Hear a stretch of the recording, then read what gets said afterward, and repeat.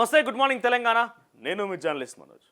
నిన్న నల్గొండలో BRS party versus కాంగ్రెస్గా పెద్ద ఎత్తున వార్ జరిగింది. ఏకంగా అక్కడ ఎమ్మెల్యే మున్సిపల్ చైర్మన్ మధ్య బాహాబాహి. ఒక రకంగా చెప్పాలంటే ఒకరి మీద ఒకరు పూలకుండలు ఎత్తేసుకున్నారంట, ఒకరి గల్లా ఒకరు పట్టుకున్నారట. ఇక ఈ పెద్ద ఎత్తున నల్గొండలో యాక్చువల్గా అయితే బీఆర్ఎస్ పార్టీ ఒక కార్యక్రమాన్ని లేవనెత్తాలి, ఒక నిరసన కార్యక్రమానికి సంబంధించి రైతులకు సంబంధించిన అంశంలో ఒక ప్రోగ్రామ్ చేయాలని చెప్పి ఆలోచన చేసింది. దానికి పోలీస్ పర్మిషన్ రాలేదు, హైకోర్టు కూడా దాన్ని తిరస్కరించింది. దీంతో ఏమైపోయింది, ఆ ప్రోగ్రాం నిలిపివేయబడింది. దాని ఆల్టర్నేట్గా నల్గొండ మాజీ ఎమ్మెల్యే కంచర్ల భూపాల్ రెడ్డి అక్కడికి పోయి ఒక కార్యక్రమం చేసేందుకు లేవనెత్తిండు. ఈ నేపథ్యంలో అక్కడ సహకరించకపోవడంతో మున్సిపల్ కార్యాలయానికి పోయిండట. మున్సిపల్ కార్యాలయం మున్సిపల్ కమిషనర్ కలిసేందుకు పోతే కమిషనర్ లేకపోవడంతో మున్సిపల్ చైర్మన్ అక్కడ ఉంటే మున్సిపల్ చైర్మన్తో కొంత బాహాబాహి కూడా జరిగిందట. పరస్పరంగా పొట్టు కొట్టుకున్నారు. ఒక రకంగా చెప్పాలంటే ఫర్నిచర్ ధ్వంసం చేసిర్రు, వాళ్ళ మీద వీళ్ళు దాడి, వీళ్ళ మీద వాళ్ళు దాడి, పోలీసులు గుంజుకపోవడాలు, ఒక హైడ్రామా చోటు చేసుకుంది నల్గొండ మొత్తంలో. ఆ తర్వాత నిన్న బీఆర్ఎస్ పార్టీ ఒక ఎమ్మెల్యే పద్మారావు గౌడ్కి ఒక పర్యటన ఉన్నాడట. ఆయన డెహ్రాడూన్లో ఏదో పర్యటిస్తున్నారట. ఆ పర్యటనలో భాగంగా ఆయనకి కొంత అస్వస్థతకు లోనైనట, గుండెపోటు కూడా వచ్చినట్టు తెలుస్తోంది. సో ప్రజెంట్ ఆయన ఆరోగ్యం నిలకడగానే ఉంది, కానీ గుండెపోటు అయితే వచ్చినట్టు తెలుస్తోంది. చూద్దాం వీటి గురించి డీటెయిల్గా మాట్లాడుకునే ముందు ఒకసారి హెడ్లైన్స్ చూద్దాం, ఆ తర్వాత మనం డీటెయిల్గా వెళ్దాం. ఒకసారి హెడ్లైన్స్ చూస్తే కనుక ముందుగా రైట్ తొలి వెలుగు విషయానికి వస్తే, తొలి వెలుగులో మేయర్ అవుట్, విజయలక్ష్మి పైన అవిశ్వాస తీర్మానం, జిహెచ్ఎంసీలో పట్టు కోసం బీఆర్ఎస్ ప్లాన్, తలసాని ఇంట్లో గులాబీ ఎమ్మెల్యేల భేటీ. సో కొత్త చట్టం ప్రకారంగా, కొత్త మున్సిపల్ చట్టం ప్రకారంగా 2018 వచ్చే మున్సిపల్ చట్టం ప్రకారంగా 4 సంవత్సరాల వరకు అవిశ్వాసం వేయకూడదు, అది నిబంధన. 4 సంవత్సరాల తర్వాత అవిశ్వాసం వేయొచ్చు, అయితే చివరి ఏడాది అవిశ్వాసం వేయొచ్చు. ఇప్పుడు చూడండి, ఇక మేయర్ గద్వాల విజయలక్ష్మి 4 సంవత్సరాలు పూర్తి చేసుకునేది, ఇంకొక ఏడాది కాలం ఉన్న, ఏడాది కాలంలో మళ్ళీ జిహెచ్ఎంసీ ఎన్నికలు రాబోతున్నాయి కాబట్టి అవిశ్వాసం కోసం బీఆర్ఎస్ పార్టీ సిద్ధమవుతున్నదట. ఈటల చెంపదెబ్బ, రియల్ ఎస్టేట్ బ్రోకర్ పైన చేయి చేసుకున్న ఎంపీ. ఆ తర్వాత పొట్టు కొట్టుకున్నారు బీఆర్ఎస్ కాంగ్రెస్ నేతల ఫైటింగ్, నల్గొండలో ఉద్రిక్తత వాతావరణం. పుష్పకు షాక్, 2000 కోట్లు ఎక్కడ, నిర్మాతలలో ఐటీ రైట్స్, పలు కీలక ఫైల్స్ స్వాధీనం. ఇక సింగర్ సునీత కూడా కష్టాలు, ఆమె భర్త రాముపై ఐటీ రైట్స్. మ్యాంగో మీడియా ఆఫీసులో సోదాలు, భారీగా పన్నులు ఎగవేసినట్టుగా అనుమానం. ఇక డేంజర్లో జూరాల ప్రాజెక్టు నుంచి భారీగా లీక్ అవుతున్న నీరు, తుప్పు పట్టిన దెబ్బతిన్న క్రస్ట్ గేట్లు, ఆందోళనలో స్థానిక ప్రజలు. ఈనాడు విషయానికి వస్తే, ఈనాడులో మెగా భారీ పెట్టుబడి, 15,000 కోట్లతో వివిధ ప్రాజెక్టుల నెలకొల్పేందుకు దావోస్ వేదికగా అంగీకారం. ఇక పక్కనే ప్యారిస్ ఒప్పందం, WHOలకు రామ్, జన్మతః వచ్చే పౌరసత్వం రద్దు, ప్రమాణ స్వీకారానికి వెంటనే ట్రంప్ ఆదేశాల వెలువ. ఇక హైదరాబాద్లో ఐటీ సోదాల కలకలం, FDC చైర్మన్ దిల్రాజు సంస్థల్లో మైత్రి మూవ్ మేకర్స్ నిర్వాహకుల ఇళ్లను కూడా ఈ తనిఖీలు. మావోయిస్ట్ అగ్రనేత చలపతి మృతి, 24 మంది మావోయిస్టుల మృతి, 15 మృతదేహాల స్వాధీనం, మృతుల్లో 2 మహిళలు. ఇక ప్రభుత్వంపైనే కాళేశ్వరం భారం, కార్పొరేషన్కు ఆదాయం లేకపోవడమే కారణం అంటూ ఒక వార్త హైలైట్గా ఉంది. కానీ ఫైనాన్స్ డిపార్ట్మెంట్ సంబంధించి ప్రిన్సిపల్ సెక్రటరీ రామకృష్ణ హాజరైనది ఈ కార్యక్రమానికి. బహిరంగంగా విచారణ చేసింది పీసీ ఘోష్ కమిషన్ ఆయన్ని. ఇక మొదటి రోజు ప్రశాంతంగా గ్రామ సభలు, తర్వాత JNTUలో అక్రమార్కుల అధికారి, విద్యార్థులు ఫెయిల్ అయినా మార్కులు దిద్ది పాస్ చేస్తున్న వైనం. కాంగ్రెస్ పాలన చేత కాదు, నగర బారాస ఎమ్మెల్యేలు ఎమ్మెల్సీల సమావేశంలో కేటీఆర్, పాత పద్ధతిలోని నీటి పంపకాలు. ఇక ఆంధ్రజ్యోతి విషయానికి వస్తే, ఆంధ్రజ్యోతిలో ఛత్తీస్గఢ్ ఒడిశా సరిహద్దులో మావోయిస్టుల కాల్చివేత, మృతులు 27 అని కూడా ప్రచారం, వీరిలో కేంద్ర కమిటీ సభ్యుడు చలపతి, దండకారుల ఎర్రకోటకు బీటలు, మిగిలిన 14 మంది తెలుగు వాళ్లే. ఇక అమెరికాలో జన్మతః పౌరసత్వంపై వేటు, అమెరికాలోని లక్షలాది భారతీయులపై ఆశలపై నీళ్లు.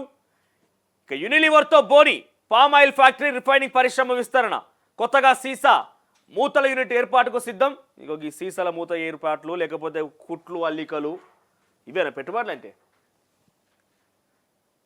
ఇక అదనపు అప్పులకు కేంద్రం ససేమిరా, 4,500 కోట్ల రుణం ఫట్, చివరి త్రైమాసికంలో 30,000 కోట్లకు పైగా ప్రభుత్వ ఇండెంట్లు. ఇక విశ్వవిద్యాలయాల కేంద్రం గుప్పిట్లోకి, UGC ముసాయిదా అభ్యంతరకరం, రాష్ట్రాల హక్కులను హరించడమే కేంద్రానికి లేఖ రానున్న ప్రభుత్వం, బీసీల నియామకాల్లో పాత్రే ఉండదు, ప్రొఫెసర్ల నియామకాల్లో మార్పులు, ముసాయిదా పైన ముఖ్యమంత్రికి నివేదిక. ఇక రియల్టర్ అనుచరుడిపైన ఎంపీ ఈటల దాడి, కృష్ణా జలాల తరలింపును అడ్డుకోండి అంటూ ఒక వార్త. తర్వాత దిల్రాజు ఇల్లు ఆఫీస్పై ఎట్టి దాడులు, జిహెచ్ఎంసీ మేయర్పై అవిశ్వాసం. సో దాదాపుగా దిల్రాజు ఇంటిపై ఎట్టి దాడులు, మేయర్ అవిశ్వాసమే హైలైట్గా ఉన్నది. ఏంటి ట్రంప్ యాక్షన్ షురు, బాధితులు చేపట్టగానే సంచలన నిర్ణయాలు. నా షేర్ మార్కెట్ పూర్తిగా కుప్పగూలిపోయింది. 7.52 లక్షలు అంటే 7,52,000 కుప్పగూలిపోయింది నిన్న. ఇక భారీ బడ్జెట్ సినిమాలపై ఐటీ నజర్. తుర్కీలో అగ్ని ప్రమాదం, 66 మంది మృతి.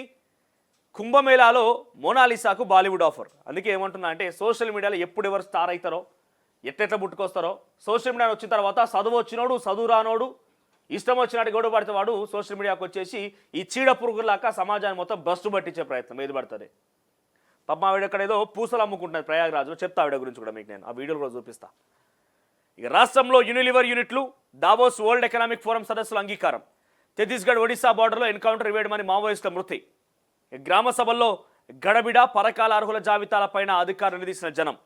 కృష్ణా జలాల్లో 71% వాటా ఇవ్వాల్సిందే, లేదంటే 50% కేటాయించాలని చెప్పి నిన్న ఏపీ తెలంగాణ మధ్య ఆ వాదోపాదన మధ్య తెలంగాణ పట్టుబడిన అంశం ఒకటి హైలైట్గా ఉంది. ఇక కొట్లాడుకునే జమానా పోయింది, కలిసికట్టుగా పనిచేద్దాం, అభివృద్ధి చేసుకుందామన్న బండి సంజయ్. బిల్లులు రాక మాజీ సర్పంచులు అల్లాడుతున్నారు, ఇకనైనా పెండింగ్ బిల్లు చెల్లించాలని ప్రభుత్వాన్ని విజ్ఞప్తి. ఇక ప్రైవేట్ ఆసుపత్రిలో కిడ్నీ దందా, 55 లక్షలకు కిడ్నీ చొప్పున అమ్మకం. ఒక చిన్న ముఠా గుట్టురట్టు అయింది, కిడ్నీలు పట్టుకొని బయట తిరుగుతున్నారట. ఏకంగా కిడ్నీలు అమ్ముతాం అని రోడ్ల పడి తిరిగినట్టుగానే అట్లనే అమ్మకానికి పెడుతున్నారట. పాపం బీద అమాయక ప్రజల యొక్క నుంచి వాటి నుంచి ఆ కిడ్నీలు తీసుకొని అమ్మకానికి పెడుతున్నారట. ఇంకా దిశ విషయానికి వస్తే, దిశలో మరో భారీ ఎన్కౌంటర్. ఛత్తీస్గఢ్ ఒడిశా సరిహద్దుల్లో 14 మంది మావోయిస్టుల మృతదేహాలు స్వాధీనం. ఇక నేటి నుంచి జేఈ మెయిన్స్ మెగా పెట్టుబడి 15,000 కోట్లు, 4,000 మందికి ఉపాధి అవకాశాలు. తెలంగాణ రాష్ట్రాన్ని మళ్ళా ఒక దొంగ చేతిలో పెట్టే ప్రయత్నం ఇది. మెగా కంపెనీకి ఇప్పుడు తెలంగాణ రాష్ట్రంలో ఏం తక్కువైంది, అన్ని ప్రాజెక్టులు వాళ్ళకి పెట్టుబడులు ఇప్పుడు వస్తున్నాయి. అంటేగా ఇక మనకేం లేదు, తెలంగాణ రాష్ట్రాన్ని మొత్తం దోచుకునే ప్రయత్నమే చేస్తారు ఈ పెట్టుబడులతోని. కృష్ణాలో మా వాటా 71% పెంచండి అంటూ తెలంగాణ పట్టుబట్టింది. ఆ తర్వాత WHO నుంచి అమెరికా అవుట్. రేషన్ కార్డుల అర్హుల జాబితా ప్రకటించలేదు, దరఖాస్తులను పరిశీలించిన తర్వాత అనౌన్స్ చేస్తాం. కలెక్టర్లో వీడియో కాన్ఫరెన్స్లో డిప్యూటీ సీఎం బట్టి, మంత్రులు. ఇక పేదల భూమిని కబ్జా చేస్తారా అంటే ఈటెల రాజేందర్ రియల్టర్ చెంప చెల్లుమ అనిపించిన వైనం ఒకటి. ఇక చివరిగా నమస్తే తెలంగాణ. సర్కార్పై పోరు, దద్దరిల్లే ఊరు, గ్రామ సభలు ఉత్తవే. మీరు ఒకటి చాలా క్లియర్గా గమనించండి ప్రజలారా, నా చూసేటువంటి ఎవరైతే ఉన్నారో మీ అభిప్రాయం కామెంట్ చేయండి. గత 10 ఏళ్లలో ఏనాడైనా, ఎక్కడైనా, ఎప్పుడైనా ఎవరైనా చూసిర్రా ప్రజల నుంచి అభిప్రాయాలు తీసుకోవడాలు? నేను తప్పుపట్టట్లే, ఇక్కడ కాంగ్రెస్ పార్టీ మొత్తం చక్కగా చేస్తోంది, కాంగ్రెస్ పార్టీ మొత్తం అన్ని సమస్యలు తీరుస్తుందని చెప్పట్లేదు నేను.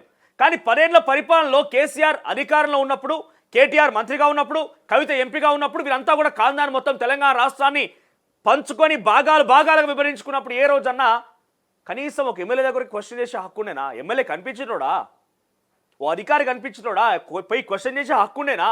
ధరణి సమస్య తీర్చమని పోయి అడిగే హక్కుండేనా? రాత్రి రిజిస్ట్రేషన్ చాలా జరిగినాయి చెప్పుకుంటూ పోతే. ఇప్పుడు మీ దగ్గరికి క్షేత్రస్థాయి అధికారులు వచ్చి మీ అభ్యంతరాలు తీసుకుంటాం, ఇక్కడ ఏం చెప్తున్నారు వాళ్ళు చాలా క్లియర్గా చెప్పింది రాష్ట్ర ప్రభుత్వం కూడా, మీ అభ్యంతరాలను స్వీకరిస్తాం, మీ అర్జీలను స్వీకరిస్తాం, అర్హులను గుర్తిస్తామని చాలా క్లియర్గా గ్రామ సభలు పెట్టి అధికారులే మీ ఊర్లోకి పంపిస్తోంది.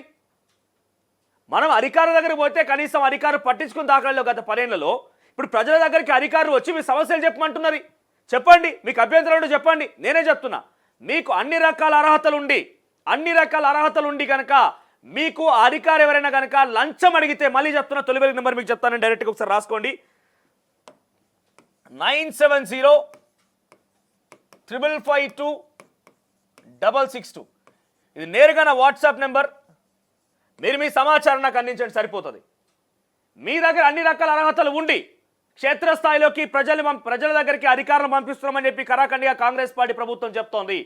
క్షేత్రస్థాయిలో మీకు అన్ని రకాల అర్హతలు ఉండి ఎవరైనా ఇంకా మీ నుంచి ఇందిరమ్మ ఇల్లుకో, ఎందుకు ఈ మాట చెప్తున్నా అంటే ఇందిరమ్మ ఇళ్ళ కమిటీలు ఎవరున్నారు? కాంగ్రెస్ పార్టీ నాయకులు, కార్యకర్తలే ఉన్నారు. క్షేత్రస్థాయిలో అధికారులు వస్తున్నారు, మళ్ళీ వాళ్ళందరికీ కూడా పని చెప్పారని చెప్పి వాళ్ళు కొంత ఏమంటారు అధికారులు కొంత మబ్బిప్పు అయిపోయి ఏం చేస్తున్నారంటే కొంత లంచాలకు ఒడిగట్టే ప్రయత్నం కూడా ఉన్నారు. కాబట్టి మీకు అన్ని రకాల అర్హతలు ఉండి మీరు అర్హత సాధించిన ఎవరైనా అధికారి మీకు చేయకుండా లంచం అడిగితే, ఇందిరమ్మ కమిటీలో ఉన్నవారైనా పర్లేదు, ఇందిరమ్మ కమిటీలో ఉన్నటువంటి ఆ కాంగ్రెస్ పార్టీ సోకాల్డ్ కార్యకర్తలు కూడా పర్లేదు, ఎవరైనా కూడా మీ నుంచి లంచం అడిగితే వెంటనే ఒక్కసారి ఈ నెంబర్కి మీ సమాచారం ఇవ్వండి. 9705526662. ఇది వాట్సాప్లో అందుబాటులో ఉంటుంది. మీ యొక్క సమాచారాన్ని మాకు పంపించండి. అక్కడ తొలి వెలుగు పక్కాగా నిలబడుతుంది, మీకోసం తొలి వెలుగు స్టాండ్ తీసుకుంటుంది, మీకోసం ప్రశ్నిస్తుంది. మీకు రావాల్సిన హక్కని 100,000 ఎకరాలకేమో రైతు భరోసా వస్తుంది, గుంట అరగుంట జాగున్నోళ్ళకేమో రైతు భరోసా ఇవ్వమంటే లేదు, మీకు అర్హత లేదు, మీకు అది పేపర్లకు ఎక్కలేదు, ధరణికి ఎక్కలేదు, భూభారతికి ఎక్కలేదు అని చెప్పి కారణాలు చెప్తారా?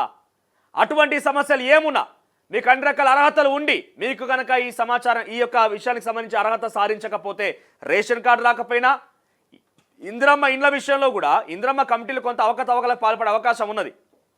అటువంటి దాంట్లో ఏదైనా తప్పిదం జరిగినా, మీకు రైతు భరోసా రాకపోయినా, ఇందిరమ్మ ఆత్మీయ భరోసాకు సంబంధించిన అంశం రాకపోయినా, ఎటువంటి సమస్య గుర్తించినా మిమ్మల్ని ఎవరు లంచం అడిగితే వెంటనే ఈ నెంబర్ మీరు సంప్రదించే ప్రయత్నం చేయండి. డెఫినెట్గా తొలి వెలుగు మీకోసం స్టాండ్ తీసుకుంటుంది. సో అటువంటి అవకాశాలు ఉన్నాయి. ఇప్పటికే నేను కొన్ని మాటలు వింటున్నా. ఇందిరమ్మ కమిటీల పేరిట ఓ 10 మంది 15 మంది ఎవరైతే ఈ కాంగ్రెస్ పార్టీ కార్యకర్తలు ఇందిరమ్మ కమిటీలో ఉన్నారో మనం చెప్పింది నడుస్తుంది. ఎమ్మెల్యేలు కూడా, నేను నాగర్ కర్నూలు ఎమ్మెల్యే, ఆయన పేరేంది, కూచుకుల్ల రాజేష్ రెడ్డి, ఆయన ఏమంటాడంటే కాంగ్రెస్ కార్యకర్తలు ఎవరు డిసైడ్ చేస్తే వాళ్ళకే ఇందిరమ్మ ఇల్లట, కాంగ్రెస్ కార్యకర్తలు ఎవరు డిసైడ్ చేస్తే వాళ్ళకే రేషన్ కార్డు అట. కాంగ్రెస్ కార్యకర్తలుగా డిసైడ్ చేయాల్సింది. నేను కార్యకర్తలను తప్పుపట్టట్లేదు, కార్యకర్తలు అందరూ కాదు, కొంతమంది అందులో తెల్ల చొక్కాలు వేసుకొని రాజకీయాలు చేసినటువంటి కొంతమంది పైరవికారులే. సో వాళ్ళు చెప్పింది డిసైడ్ చేయడం కాదు, ఇక్కడ ప్రజలకు ఏం కావాలో గుర్తించాలి. సో అందుకనే ఏం చేసిన అంటే కమ్యూనిటీలో మీకోసం ఒక పోల్ పెట్టిన.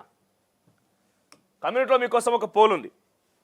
క్షేత్రస్థాయిలో ఈ గ్రామ సభలు మిమ్మల్ని మీకు సంతృప్తి పరుస్తున్నాయా? గ్రామ సభల ద్వారా మీరు సంతృప్తిగా ఉన్నారా? ఈ గ్రామ సభల ద్వారా అధికారులు వచ్చి మీ అభిప్రాయాలు తీసుకుంటున్నారా? దాని పట్ల మీరు సంతృప్తిగా ఉన్నారా? మీ అభిప్రాయం వ్యక్తం చేయండి. ఇక్కడ మీ అభిప్రాయం వ్యక్తం చేయండి. గ్రామ సభల ద్వారా మీరు సంతృప్తిగా ఉన్నారా అంటే ఉన్నామని, లేదంటే లేమని మీ అభిప్రాయం వ్యక్తం చేయండి. అట్ ది సేమ్ టైం మీరు ఒకసారి మార్నింగ్ న్యూస్ని కూడా దయచేసి లైక్ చేయండి, షేర్ చేయండి. అట్ ది సేమ్ టైం మీ యొక్క అభిప్రాయం కూడా ఇక్కడ కామెంట్ రూపంలో తెలియజేసే ప్రయత్నం చేయండి. నేను దాన్ని కూడా రెస్పాండ్ అవుతా. స్కూల్కి బంద్ అట, ఏంది ఈ గ్రామ సభలు అక్కడనే నిర్వహిస్తున్నారు కాబట్టి వాటికి స్కూళ్ళకి బంద్ పెట్టి ఉంటారు బహుశా. ప్రపంచంలో ఏ మూల ఏ క్షణం ఏం జరుగుతుందో వేగంగా తెలుసుకోవడానికి తొలి వెలుగు వాట్సాప్ ఛానల్ని ఫాలో చేయండి.